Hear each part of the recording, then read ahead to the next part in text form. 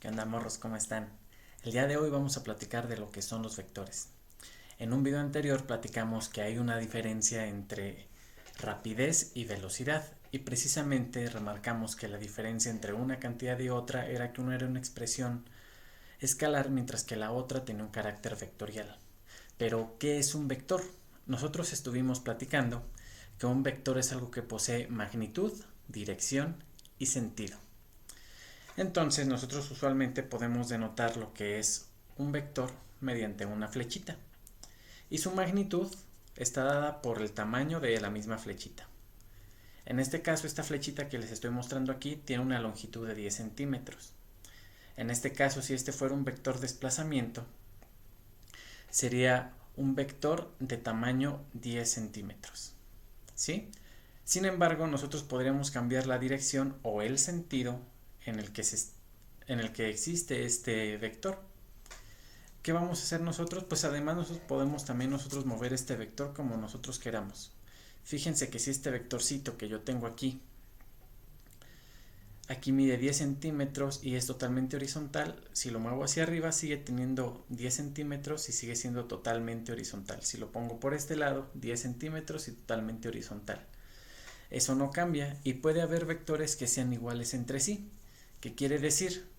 Que puede haber vectores que tengan exactamente la misma magnitud, la misma dirección y el mismo sentido. Es necesario, cuando hablamos de vectores, para decir que son iguales, que tengan exactamente la misma magnitud, la misma dirección y el mismo sentido. ¿Qué quiere decir esto? Que a pesar de que estas dos flechitas que tengo aquí miden 10 centímetros cada una, si esta yo la coloco así, ya no son el mismo vector. Este de aquí lo puedo desplazar y sigue siendo un vector de 10 centímetros en la dirección original, al igual que este que tengo acá en azul. Ahora, un fenómeno interesante ocurre con los vectores. No los podemos sumar tal cual sumamos números. Por ejemplo, cuando apuntan en la misma dirección, en esos casos y solo en esos casos los puedo sumar como si fueran números. ¿Qué quiere decir? Que si este vector y este vector apuntan en la misma dirección, dan como resultado un vector del doble de su tamaño. Es decir, un vector como este, de tamaño de 20 centímetros. Como vemos en la figura que está aquí arriba. Sin embargo, si nosotros no tenemos los vectores en la misma dirección, algo como esto, entonces dejan de ser iguales en su suma al vector en rojo, tal como lo estoy mostrando también aquí arriba. Ahora, ¿cuál es la diferencia entre una cantidad y otra? Y además, otra pregunta importante, ¿qué quiere decir esta idea de sumar vectores? Es decir, si no son nada más numeritos, la suma debe estar definida de algún modo distinto, ¿no lo creen? Bueno, vamos a revisarlo. Entonces, antes de aprender a sumar vectores, vamos a considerar una de las propiedades más importantes que tienen. Y esto es que se pueden desplazar paralelamente. ¿Qué quiere decir esto?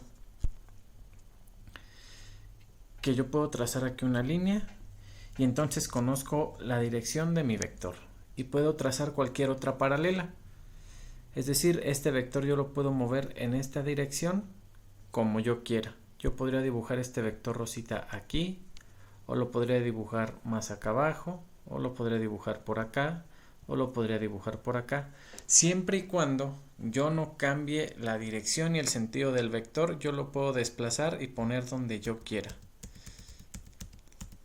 Es decir, ese mismo vector rosa, yo lo podría poner aquí, siempre y cuando la dirección sea la misma. Lo podría poner acá, lo podría poner acá, lo podría poner por acá abajo. Es decir, lo puedo desplazar en cualquier dirección mientras no cambie su dirección y su sentido. Después de aplicar el desplazamiento paralelo a mi vector rosa que yo en principio tenía en esta posición, lo he llevado hasta esta posición que estoy mostrando acá. Y ahora, ¿por qué hago eso? Porque justo así voy a definir la suma vectorial. Para sumar dos vectores, yo necesito definir uno como el origen de todos ellos, es decir, donde comienza voy a marcar un origen. A partir de ahí voy a poner la punta de uno de los vectores con el lugar donde comienza el segundo de mis vectores. En este caso el vector azul va a terminar donde comienza el vector rosa hasta llegar a su punta. De este modo yo voy a definir la suma vectorial de esos dos vectores como el vector que lleva desde el inicio de todo hasta el final de todos. Es decir, yo tengo la suma vectorial uniendo las puntitas y los inicios de todos los vectores. Y la suma vectorial, este sería el vector azul más el vector rosa, lo obtengo precisamente uniendo el inicio del primer vector con el final del último vector. Una buena pregunta en este sentido es, si en un principio yo sabía que este vector de aquí medía 10 centímetros y este vector de aquí tenía 10 centímetros de longitud, a mí me gustaría saber cuál es la longitud de este nuevo vector, es decir, cuál es el tamaño de este vector que acabo de definir como vector resultante. A este de aquí, a la suma vectorial, se le conoce como vector resultante. Y yo puedo calcular cuál es su magnitud. ¿Qué tengo que hacer? Pues tomar una regla y medir. Finalmente, después de tomar la regla y medir, nos damos cuenta que nuestro vector resultante, que es este que nosotros habíamos pintado que iba desde aquí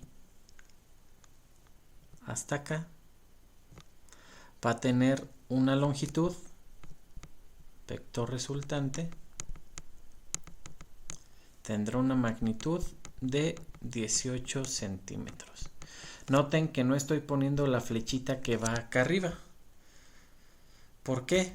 Porque no estoy diciendo que sea un vector, estoy hablando solamente de su magnitud. La magnitud de ese vector es de 18 centímetros. Ahora, ¿qué falta para definir mi vector resultante? Yo tendría que hablar de su dirección y su sentido. Para eso, nosotros tomaríamos nuestro transportador. Recuerden que su transportador es una herramienta que va más o menos así. Aquí estarían los 90 grados, aquí marcaría los 0 grados, aquí los 180 grados.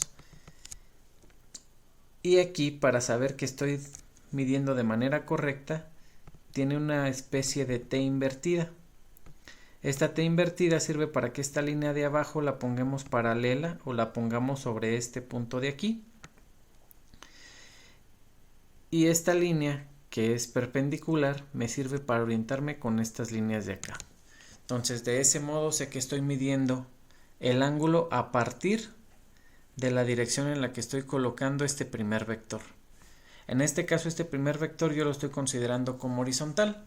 Entonces, si yo llegara a medir y me doy cuenta, no sé, por ejemplo, que mi transportador marcara un ángulo de 30 grados, yo diría que mi vector resultante tiene una magnitud.